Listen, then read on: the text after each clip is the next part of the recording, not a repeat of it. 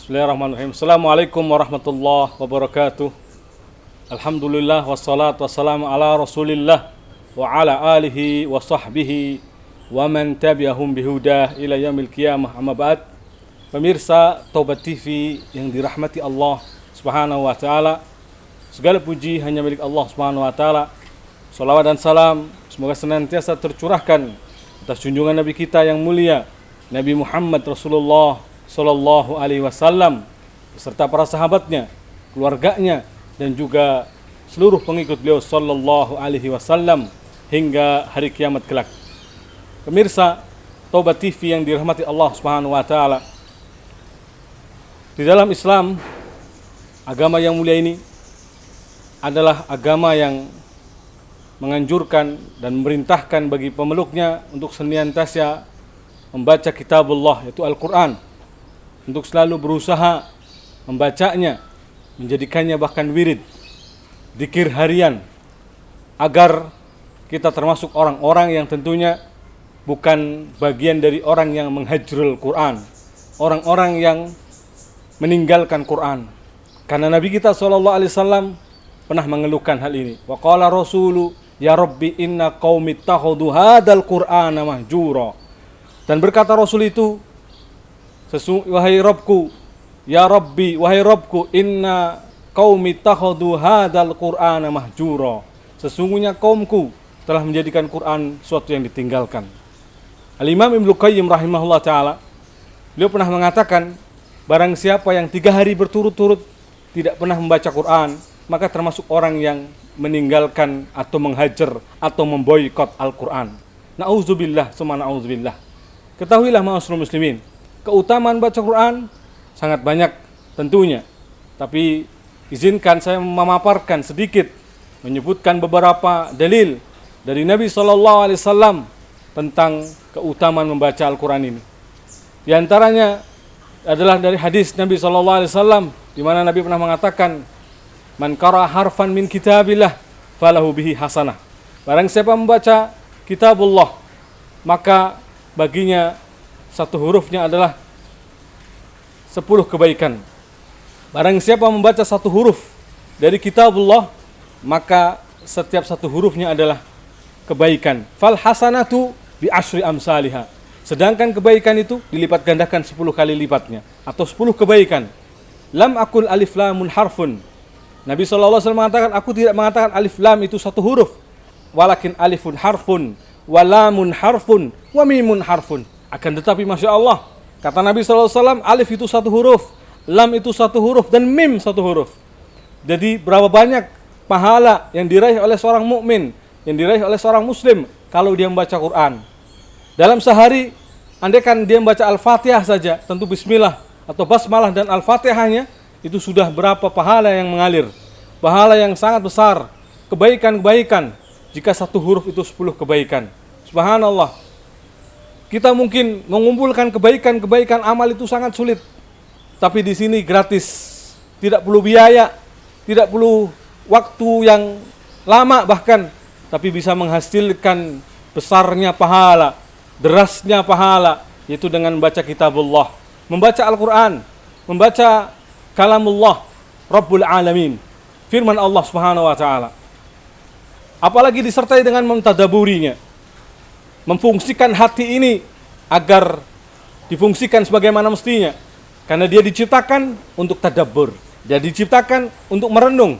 Maka fungsi hati ini ketika difungsikan dengan baik tentu akan semakin tajam, bukan lagi tumpul, semakin kuat, bukan lagi lemah, semakin peka, bukan lagi pekok, tapi semangat, kuat, dan tajam dalam mencerna, memahami kalamullah, memahami apa yang Allah perintahkan, dan memahami apa yang disabdakan Rasul sallallahu alaihi wasallam. Afala yatadabbaruna al-Qur'an am ala qulubin aqfaluha. Apakah mereka tidak mau mentadaburi Quran, ataukah memang di hati mereka telah terkunci mati, telah tergembok? Aqfal jamak dari kufl, yang secara bahasa Arab artinya adalah gembok. Apakah mereka telah tergembok, terkunci mati hatinya, sehingga tidak mau mentadaburi Quran? Fungsi hati yaitu untuk mentadaburi, merenung firman Allah Subhanahu wa taala. Hati yang tidak mau merenung maka menjadi hati yang bisa jadi jauh dari petunjuk Allah Subhanahu wa taala. Maka kalau ingin memfungsikan hati dengan baik, gunakan hati untuk mentadabburi ayat Allah Subhanahu wa taala. Dan tadabbur di atas dari sekedar membaca. Ketika seorang berusaha mentadabburi ayat Allah Subhanahu wa taala, berarti juga membacanya, mentadabburinya, dan tentu setelah itu kemudian berusaha mengamalkannya. Di antara keutamaan lainnya, ma'asyiral muslimin, keutamaan dari membaca Quran adalah barang siapa yang membacanya meskipun terbata-bata, dia tetap mendapatkan pahala. Barang siapa yang kesulitan baca Al-Quran, terbata-bata dalam bacanya, tetap dihukumi pahala.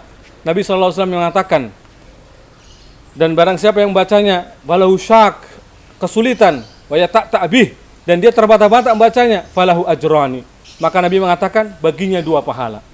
Pahala kesulitan membaca dan pahala membaca itu sendiri, subhanallah. Pahala saat dia kesulitan, terbata-bata membaca Al-Quran, dia tetap mendapatkan pahala. Dan pahala saat membacanya itu sendiri.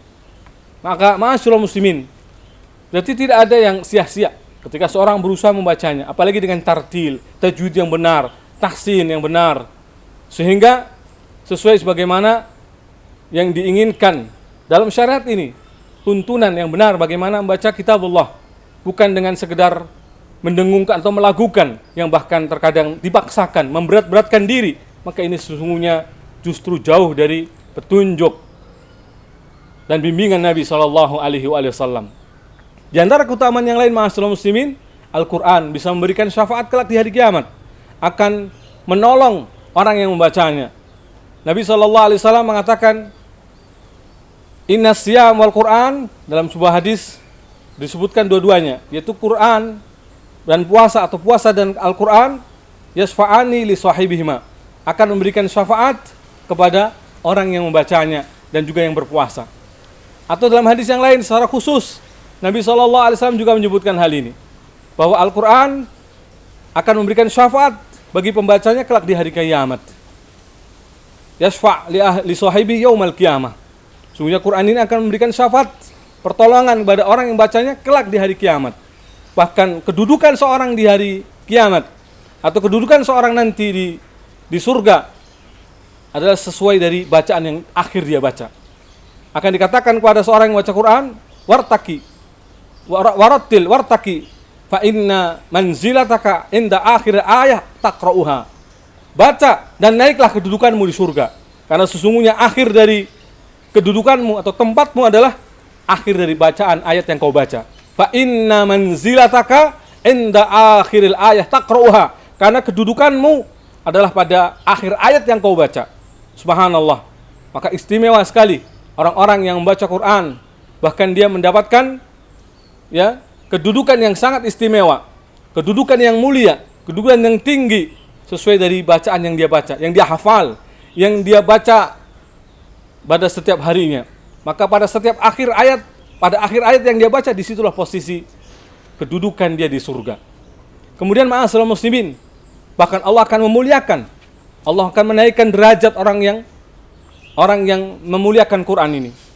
Kan orang yang membacanya berarti bentuk memuliakan, bentuk mengagungkan kalamullah Subhanahu wa taala.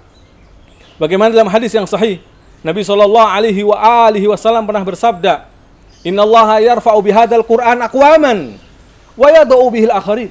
Sesungguhnya Allah mengangkat derajat sebagian kaum dengan Al-Quran ini dan merendahkannya sebagian kaum yang lainnya dengan Al-Quran ini pula. Artinya barang siapa yang mengagungkan Quran, mendudukan Al-Quran pada tempatnya, maka dia orang-orang yang akan Allah angkat kedudukannya. Tapi sebaliknya barang siapa merendahkan, enggan membacanya, enggan mentadaburinya, enggan mempelajari hukum-hukum ayatnya, huruf-hurufnya, tajwidnya, maka mereka adalah orang-orang yang tentunya juga direndahkan. Apalagi sampai kufur kepadanya, mengkafirinya, merendahkan, menghina, mengolok-olok, istihza terhadap ayat-ayat Allah Subhanahu wa taala, maka Allah akan hinakan mereka di dunia dan di akhirat. Iya dan billah, summa iya dan billah. Maka marilah kita termasuk menjadi orang-orang yang punya andil besar. Jikalau kita bukan orang-orang yang punya banyak waktu untuk menghafal Quran, jadilah orang-orang yang menyokong mereka, orang-orang yang menghafal Quran, mendonasikan hartanya, sebagian hartanya kepada mereka, mendonasikan sebagian hartanya pada program-program yang untuk mewakafkan Quran, tebar Quran, dan seterusnya. Karena ini sangat bermanfaat bagi kaum muslimin. Karena ini sangat bermanfaat bagi sebagian daerah, di pelosok-pelosok, di tempat-tempat yang sulit dijangkau, yang mungkin bagi sebagian orang satu rumah saja tidak mempunyai Quran. Di setiap rumahnya tidak ada Quran. Subhanallah. Barang siapa memuliakan Quran, mengagungkan Quran, maka Allah Subhanahu wa taala akan mengangkat derajatnya. Tapi barang siapa yang merendahkan, menghinakan Quran, maka Allah juga akan hinakan. Demikianlah ma'asyiral muslimin.